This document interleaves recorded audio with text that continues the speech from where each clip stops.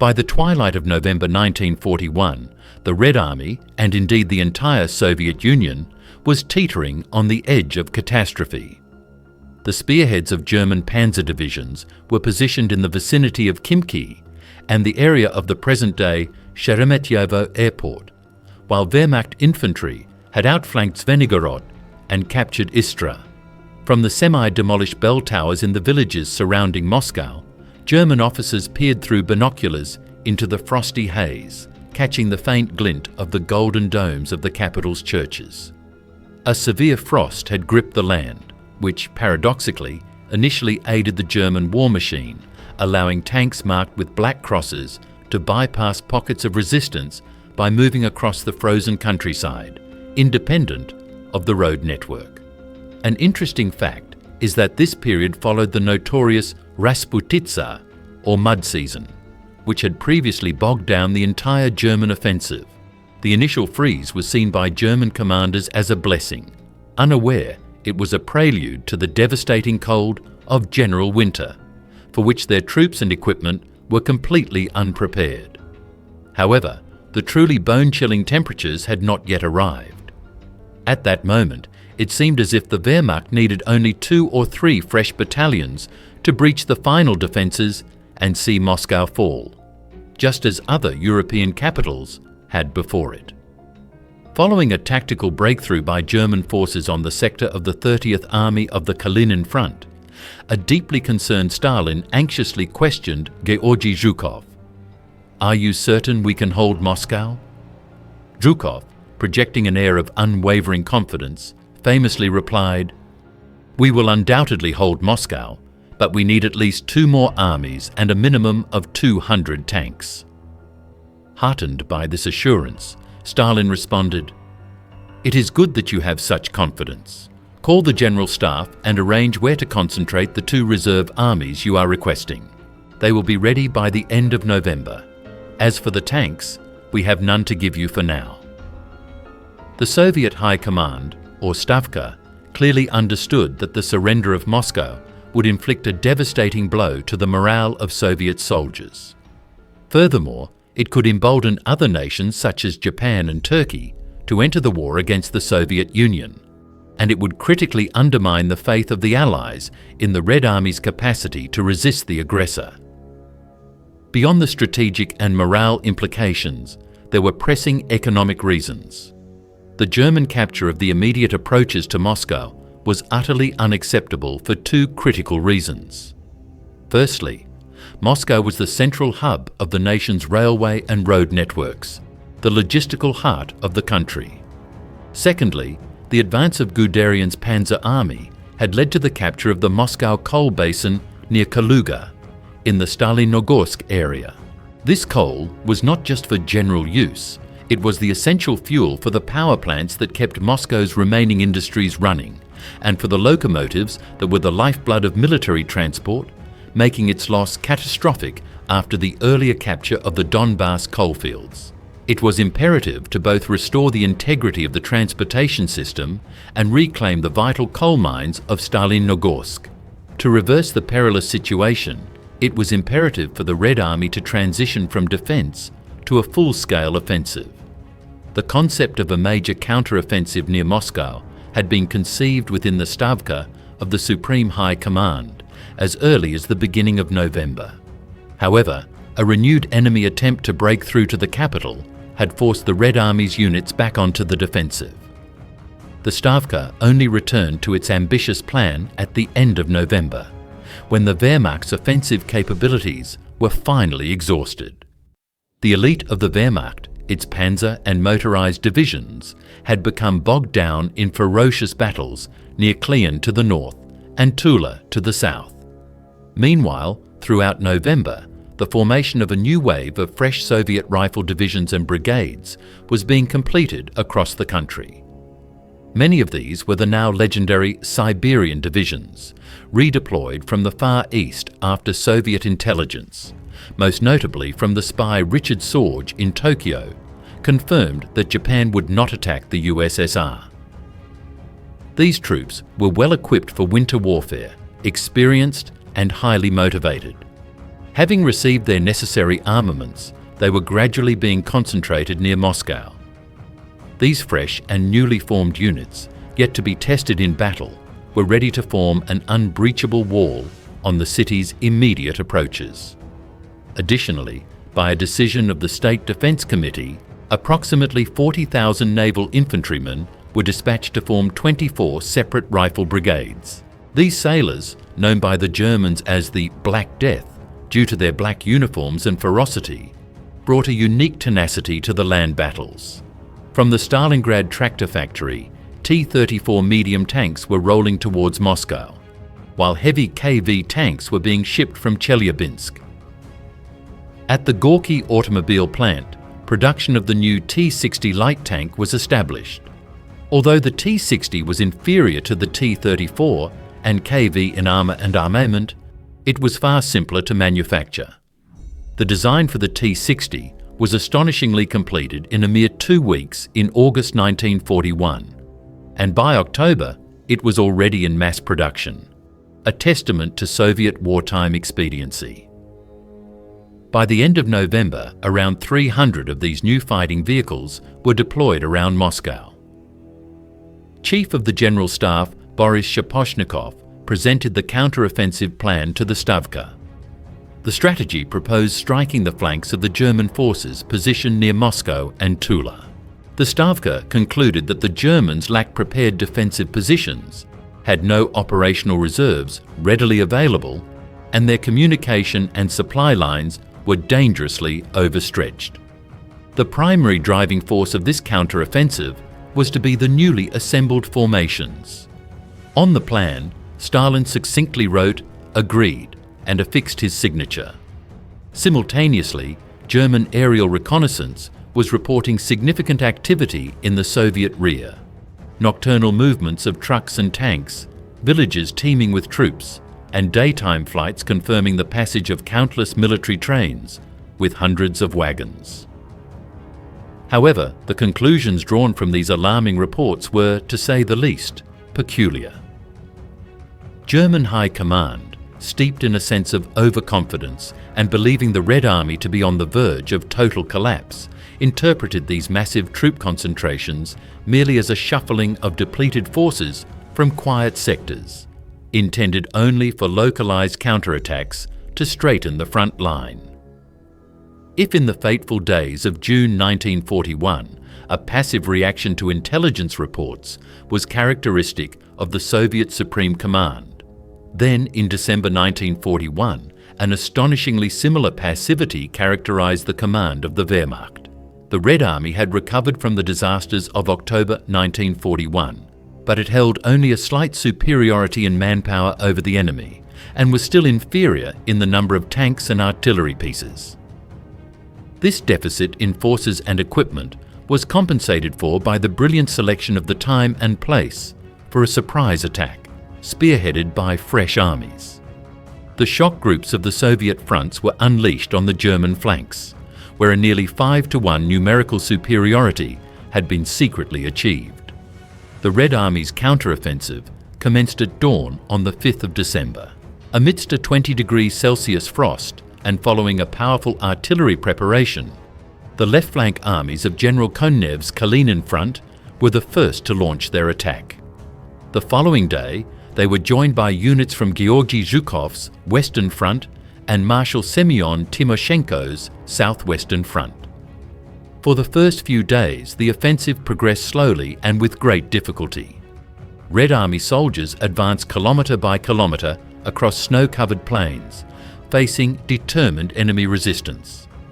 Instead of bypassing German strongpoints from the flanks, many soldiers and commanders attacked the enemy head-on, resulting in unnecessary casualties. This was largely because the entrenched German defenders laid down a hurricane of fire from all types of weapons on the advancing troops. Witnessing the immense losses, General Zhukov urgently issued a directive that fundamentally changed Soviet tactics, ordering his troops to advance only through ravines, forests, and other less exposed terrain, infiltrating between fortified villages rather than storming them directly. Nevertheless, the beginning of the Soviet counteroffensive came as a complete and utter shock to the German High Command. The element of surprise precipitated a severe crisis within Army Group Centre. The overstretched flanks of Höppner's and Guderian's panzer groups crumbled like a house of cards. The commander of Army Group Centre, Field Marshal Fedor von Bock, reported to the General Staff that the strength of his forces was completely exhausted, while Field Marshal von Brauchitsch, the Commander-in-Chief of the German Army, tendered his resignation. The spectre of Napoleon's catastrophic retreat in 1812 began to loom over the German command. In response, Hitler took personal command of the army and immediately issued his infamous "Stand Fast" order, not one step back. This order, while preventing an immediate and total rout, forced German divisions to hold their ground at all costs, leading to their encirclement and annihilation in some areas, and resulting in horrific casualties from both combat and the extreme cold. To reinforce the front, divisions were hastily transferred from Western Europe and even from North Africa. Generals who sanctioned any retreat without explicit permission from Berlin were ruthlessly dismissed, regardless of their past achievements. Behind Army Group Centre, defensive positions were urgently prepared. From the very outset of the Soviet counter-offensive, fierce battles erupted along the entire front. On the right flank of the Battle of Moscow, fighting for the city of Kalinin raged for 2 weeks until it was liberated on December 16th. Building on this success, the Kalinin front, reinforced with the fresh 39th Army under General Maslenikov, broke through the German defences to a tactical depth. By the beginning of January 1942, Soviet forces had reached the approaches to the city of Rzhev. Equally critical events unfolded in the sector of the Western Front, where prior to the Soviet counter-offensive, German troops had come closest to Moscow, in the area of the village of Kryukovo and the settlement of Krasnaya Polyana. The fighting here had been relentless since November 30th. Here, units of General Konstantin Rokossovsky's 16th Army fought, where in the battles for the village of Kryukovo, which changed hands 8 times, the soldiers and commanders of the 8th Guards Panfilov Division distinguished themselves, finally clearing the settlement of the enemy on December 7th in coordination with the tankers of Mikhail Katukov's 1st Guards Tank Brigade. By the end of December 21st, units of General Andrei Vlasov's 20th Army had liberated Krasnaya Polyana, Solnekhnogorsk and Volokolamsk. The command of the German 3rd and 4th Panzer Groups attempted to halt the Red Army's rapid advance at the line of the Istra Reservoir by draining the water from it to create an icy barrier. However, this desperate act of environmental warfare failed, as Soviet forces simply bypassed these frozen, fortified positions to the south and north, compelling the enemy to abandon them. Meanwhile, a significant contribution to the overall success was made by the 1st Shock Army under General Vasily Kuznetsov, which had been urgently formed in late November and integrated into the Western Front. It operated alongside the 20th Army. In coordination with the 1st Shock Army, it blocked a large German grouping in the Klin area, and by December 15th, its units were breaking into the city. In the central sector of the Western Front, divisions of General Mikhail Yefremov's 33rd Army expanded the success of the counter-offensive southeast of Moscow, liberating the city of Narofominsk by December 26th and Borovsk by January 4th. No less important events were taking place on the left wing of the Western Front, where during the Tula offensive operation, Guderian's 2nd Panzer Group was defeated. Although the German tankers managed to break out of the encirclement east of Tula, they were forced to abandon over 100 armoured vehicles. Guderian's panzers, the terror of Europe, were rendered largely ineffective by the extreme cold, which froze lubricants, prevented engines from starting, and made steel so brittle that tracks could snap.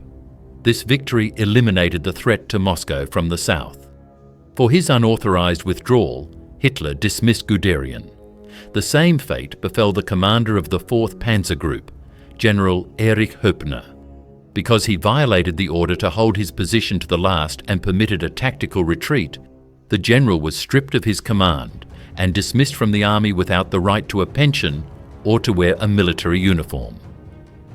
At the same time, the offensive of the right flank of the southwestern front was developing actively. By December 14th, 2 German divisions were encircled west of the town of Yelets in the Lipetsk region. The shock among the German troops was so profound that on the night of December 15th, the commander of the 134th Infantry Division, General von Kochenhausen, took his own life. By December 16th, the resistance of the surrounded units was broken, after which the cities of Efremov and Livny were liberated. All along the front near Moscow, the elite panzer and motorized divisions of the Wehrmacht were rolling back from the walls of the capital, abandoning vast quantities of military hardware. The sight of this abandoned, frozen equipment, tanks, artillery, trucks, had a profound psychological impact on both sides, serving as a tangible symbol of the Wehrmacht's shattered invincibility.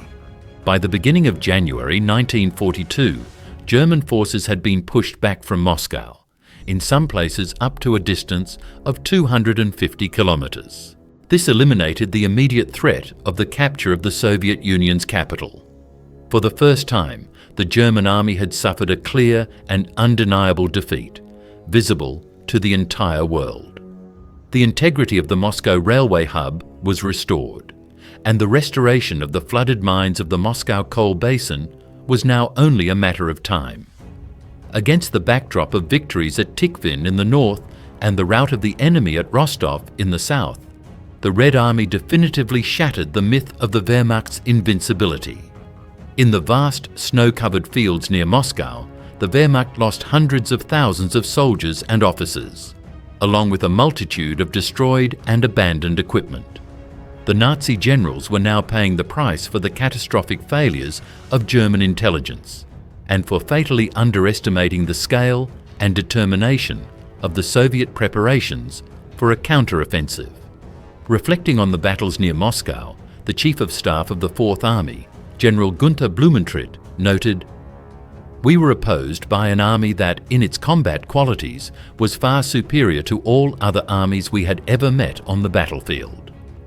Germany's plan for war against the Soviet Union was built on the strategy of blitzkrieg, or lightning war.